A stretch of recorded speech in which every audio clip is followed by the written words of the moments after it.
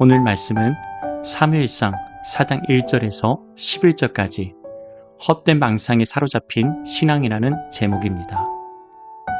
주님, 오늘도 말씀하여 주옵소서. 주의 말씀을 듣게 하시고 깨닫게 하여 주옵소서. 예수님의 이름으로 기도합니다. 우리가 하나님을 믿되 헛된 망상에 사로잡힌 신앙은 대단히 위험합니다. 나의 잘못된 주관적 판단과 확신이 아닌 하나님의 말씀 위에서 하나님의 뜻을 찾아야 합니다. 첫째, 헛된 망상에 사로잡힌 신앙은 문제를 하나님의 탓으로 돌립니다. 1절에 사무엘의 말이 온 이스라엘에 전파되니라. 이스라엘은 나가서 블레셋 사람들과 싸우려고 예베넷의 곁에 진치고 블레셋 사람들은 아벡에 진쳤더니 블레셋 사람들이 이스라엘에 대하여 전열을 벌이니라. 그 둘이 싸우다가 이스라엘이 블레셋 사람들 앞에서 패하여 그들에게 전쟁에서 죽임을 당한 군사가 4,000명 가량이라. 기독교는 계시의 종교, 말씀의 종교라고 합니다. 우리에게 계시하여 주신 말씀을 통해서 하나님을 알고 믿기 때문입니다. 하나님은 실로에서 말씀으로 사무엘에게 나타내셨습니다. 사무엘의 말이 온 이스라엘에 전파되니라. 이스라엘은 사무엘을 하나님의 선지자로 여겼습니다. 하나님은 사무엘을 통해서 말씀하셨고 그 말씀이 그들 가운데 그대로 성취됨으로 선지자로 여기게 된 것입니다. 그런데 사무엘의 말이 온 이스라엘에 전파되는 중에 느닷없이 블레셋과의 전쟁이 일어났습니다. 지금까지 여호와의 말씀이 들리지 않았던 희귀한 시대에 이제 사무엘을 통해서 하나님의 말씀이 들려지자 전쟁이 일어난 것입니다. 언제나 하나님의 역사가 시작되면 하나님의 말씀이 들려지면 예상치 못한 변수들이 생깁니다. 바로 마귀와의 영적 전쟁이 일어납니다. 겉으로 볼 땐 단순한 삶의 문제 같고 가정과 자녀의 문제처럼 보이지만 실상 하나님의 말씀을 듣지 못하게 하려는 사탄의 회방입니다. 마귀의 일은 하나님의 말씀을 듣지 못하게, 순종하지 못하게 하는 것입니다. 말씀이 들리고 은혜를 받으면 문제가 생길 수가 있습니다. 그때 더욱 하나님의 말씀을 붙잡고 들어야 합니다. 이스라엘은 블레셋과의 첫 번째 전쟁에서 4,000명의 전사자가 났습니다. 생각지도 못했던 큰 패배였습니다. 그런데 그 패배의 원인을 하나님의 괴가 전장에 없다는 데서 찾았습니다. 3절, 4절에 백성이 진영으로 돌아오매 이스라엘 장로들이 이르되 여호와께서 어찌하여 우리에게 오늘 블레셋 사람들 앞에 패하게 하셨는고 여호와의 언약궤를 실로에서 우리에게로 가져다가 우리 중에 있게 하여 그것으로 우리를 우리 원수들의 손에서 구원하게 하자 하니 이에 백성이 실로의 사람을 보내어 그룹 사이에 계신 만군의 여호와의 언약궤를 거기서 가져왔고 엘리의 두 아들 홈니와 비느하스는 하나님의 언약궤와 함께 거기에 있었더라. 이스라엘은 이 전쟁에서 패배한 첫 번째 원인을 하나님의 탓으로 돌렸습니다. 이제 좀 말씀이 들리고 은혜를 받으니까 전쟁에서 무조건 이길 거라 생각했습니다. 나름 하나님의 도우심을 믿고 나갔는데 전쟁에서 패하고 나니 요즘 말로 멘붕에 빠졌습니다. 하나님을 믿고 나갔는데 왜 전쟁에서 패했을까? 그들은 고민하고 의논하던 중에 이렇게 결정했습니다. 여호와의 언약궤를 실로에서 우리에게로 가져다가 우리 중에 있게 하여 그것으로 우리를 우리 원수들의 손에서 구원하게 하자 하니 그들이 찾은 두 번째 패배의 원인은 여호와의 언약궤가 전장에 없었다는 것입니다. 자신만만하게 전쟁에 임했다가 패배한 직후 언약궤만 있으면 승리한다는 헛된 망상에 사로잡혔습니다. 전쟁 패배의 원인을 언약궤에 대한 헛된 망상에서 찾은 것입니다. 단지 그들이 찾은 것은 하나님이 아니라 언약궤 자체였습니다. 마치 언약궤를 승리의 아이콘처럼 부적같이 생각한 것입니다.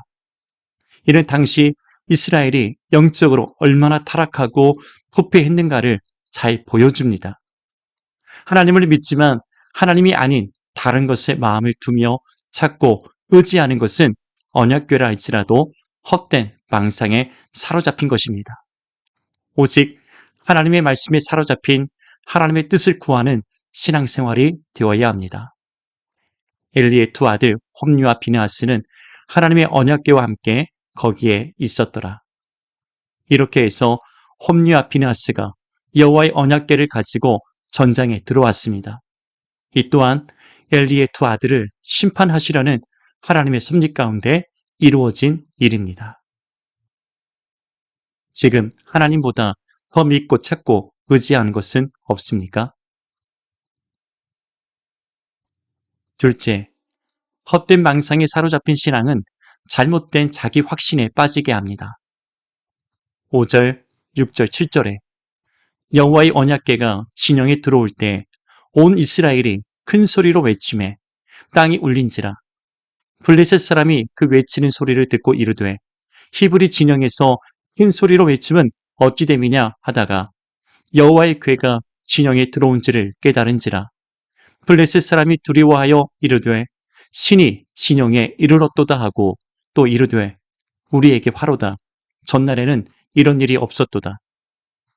이스라엘 진영에 여호와의 언약궤가 들어오자 온 이스라엘이 큰 소리로 환호하여 기뻐했습니다. 얼마나 함성이 컸던지 땅이 울릴 정도였습니다. 이미 전쟁에서 이긴 것 같은 승리의 함성이었습니다. 그들은 언약궤가 진영에 들어오자 이미 전쟁에서 승리한 것처럼 착각의 늪에 빠졌습니다. 잘못된 자기 확신, 헛된 망상에 빠진 것입니다. 남쪽 유다는 성전이 있는 예루살렘은 절대 망하지 않을 거라는 헛된 망상에 빠져 있다가 BC 587년에 3차에 걸친 바벨론의 공격에 결국 망하고 말았습니다. 그들은 언약궤를 하나님과 동일시했습니다. 하나님이 아닌 언약궤를 숭배했습니다. 언약궤가 그들을 구원할 것이라는 헛된 망상에 빠져 있었습니다. 이것이 하나님을 멸시하는 것입니다. 기독교가 사회적 비난을 받고 한국교회가 사회적 문제가 된 것은 성장제일주의와 만본주의와 같은 헛된 망상에 빠져 있었기 때문입니다.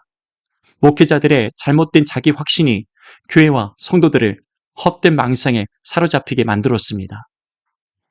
블레셋 사람이 두려워하여 이르되 신이 진영에 이르렀도다 하고 또 이르되 우리에게 화로다. 전날에는 이런 일이 없었도다. 이스라엘이 언약궤 자체를 숭배하고 의지할 때 오히려 블레셋은 전능하신 하나님을 두려워했습니다. 이스라엘 진영에 들어온 언약궤나 그들의 함성을 무서워한 것이 아니라 하나님을 두려워했습니다. 어쩌면 이스라엘보다 이방인 블레셋이 더 믿음이 있어 보입니다. 종종 하나님을 믿는 우리보다 하나님을 모르는 사람들이 더 믿음 있는 충고를 해줄 때가 무섭습니다.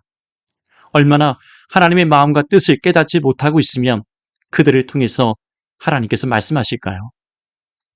10절, 11절에 블레셋 사람들이 쳤더니 이스라엘이 패하여 각기 장막으로 도망하였고 살육이 심히 커서 이스라엘 보병에 엎드러진 자가 3만 명이었으며 하나님의 궤는 빼앗겼고 엘리의 두 아들 홈리와 비느하스는 죽임을 당하였더라. 결국 하나님의 언약궤를 내세우고 의기양양하게 전장에 뛰어들었던 이스라엘은 이전보다 훨씬 더 큰 패배를 당했습니다. 이스라엘의 보병에 엎드러진 자가 3만 명이었으며 하나님의 궤는 빼앗겼고 그곳에 홈리와 비느하스 같은 제사장이 있었음에도 누구 하나 하나님을 찾고 구하며 기도하는 사람이 한 사람도 없었습니다.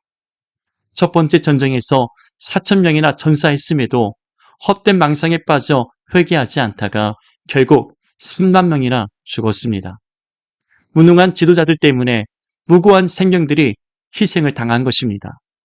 또한 그들이 의지하고 숭배했던 언약궤도 블레셋에 빼앗겼고 엘리의 두 아들 홈리와 비느하스도 하나님 말씀하신 대로 한날에 한 곳에서 죽임을 당했습니다. 반면에 하나님은 사무엘에게 말씀으로 나타내시며 하나님의 마음과 뜻을 품게 하셨습니다. 때가 되어 사무엘을 역사의 무대 전면에 내세우시고 이스라엘을 하나님께로 인도하게 하셨습니다. 나의 생각을 하나님의 뜻인 양 주장하며 앞세운 적은 없습니까? 하나님의 뜻이라면 나의 모든 것을 내려놓고 순종할 준비가 되었습니까? 하나님, 우리가 헛된 망상에 빠진 잘못된 확신에서 하나님을 섬기는 일이 없도록 말씀을 통하여 성령님을 통해서 깨닫게 하시고 분별하게 하여 주시옵소서. 예수님의 이름으로 기도합니다.